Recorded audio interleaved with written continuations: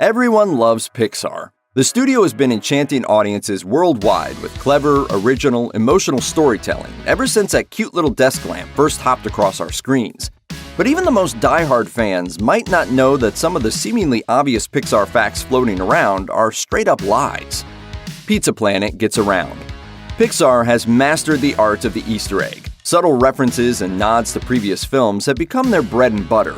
And there's one thing in particular eagle-eyed viewers have come to expect every time around: the Pizza Planet truck from Toy Story, which appears in nearly every Pixar flick. While the truck played a key role in the Toy Story series, all other appearances have amounted to blink-and-you'll-miss-it cameos. But despite what many claim, it's nowhere to be seen in 2004's The Incredibles. Speaking to Huffington Post about it in 2015, director Brad Bird said it really wasn't on his mind at the time, and he had no idea whether a cheeky animator had managed to sneak it in. No one has found it yet, but it does, however, definitely make it into the video game. The theory of everything. The Pixar theory is the suggestion that each movie takes place in the same fictional universe and falls somewhere into a convoluted and meticulously constructed timeline. Gaining lots of traction after blogger John Negroni laid it out in 2013, the theory includes such bonkers claims as Boo from Monsters, Inc. being the same character as the Witch in Brave, and the Cars from Cars living in a near-future Earth after all humans have left. It's not like Pixar hasn't been stoking the proverbial flames from the beginning, dropping in subtle references to other films all over each new release. Naturally, the internet has run with it. When asked about it at a 2015 press conference in the Philippines, Pixar CCO Pete Docter popped that balloon with one swift pinch. I think of them as very different universes, and that they don't cross over. And there you have it. It doesn't get much clearer than that. Aw, man! Racing to the bank. A lot of people assume the Cars movies did gangbusters at the box office.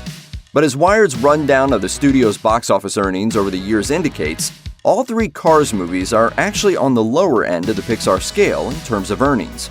The perceived success of Cars is almost entirely rooted in its merchandising dominance.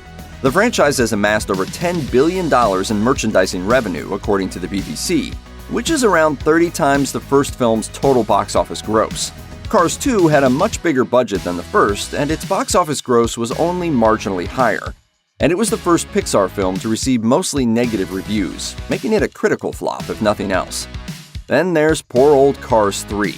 It was actually greeted with a respectable critical response compared to its predecessors, and the consensus is that it boasts a lot more substance than either of the other two movies, but the numbers didn't reflect any of that. So the next time that one die-hard Cars fanatic in your group of friends goes off about all the dough the flicks raked in, remember, they're full of it. I gotta admit, you tricked us real good. And we don't like being tricked. WALL-E's agenda. 2008's WALL-E tells the story of a trash-compacting robot who rolls around a barren, garbage-covered Earth while obese humans idly reside in a perpetually floating orbital space station called the Axiom. The blatant environmentalist and anti-consumerist themes here aren't exactly buried, and they got a lot of attention, both negative and positive, on the film's release.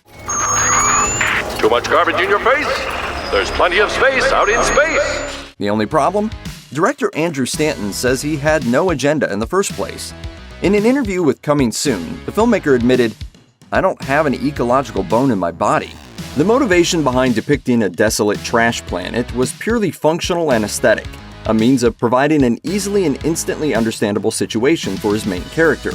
There's a bunch of trash, no one else is around to pick it up, and so WALL-E's purpose in this world is clear.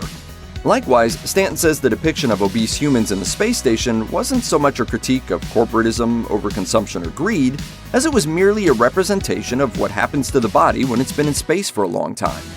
Can't flop, won't flop. In short, Pixar movies are gold mines. Toy Story rocketed to the top as the highest-grossing film of 1995. And 23 years later, The Incredibles 2 became the highest-grossing animated film of all time in North America, according to Forbes. It's widely assumed that the studio simply can't release a financially unsuccessful film. Well, they actually already have. Twice.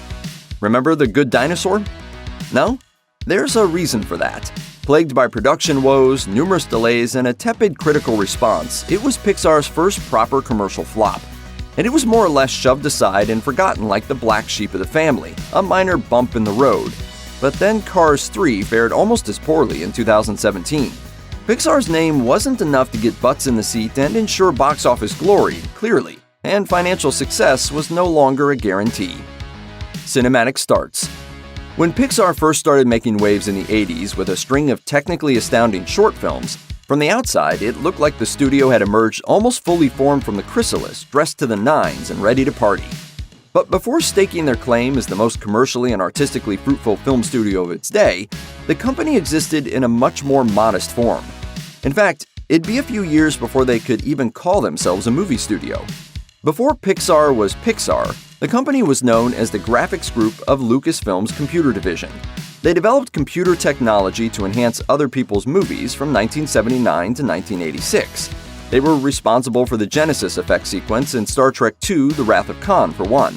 John Lasseter joined in 1984 as interface designer, and then came along some guy named Steve Jobs, recently outed from Apple, who bought the company for $5 million in 1986 and christened it Pixar. It was still primarily a hardware company around this time, and folks were honing their craft working on short films, commercials, and TV spots before Disney came a-knocking in 1991. They struck a deal to make and distribute at least one computer-generated animated movie together. Infinity and Beyond was waiting just around the corner. To infinity and beyond!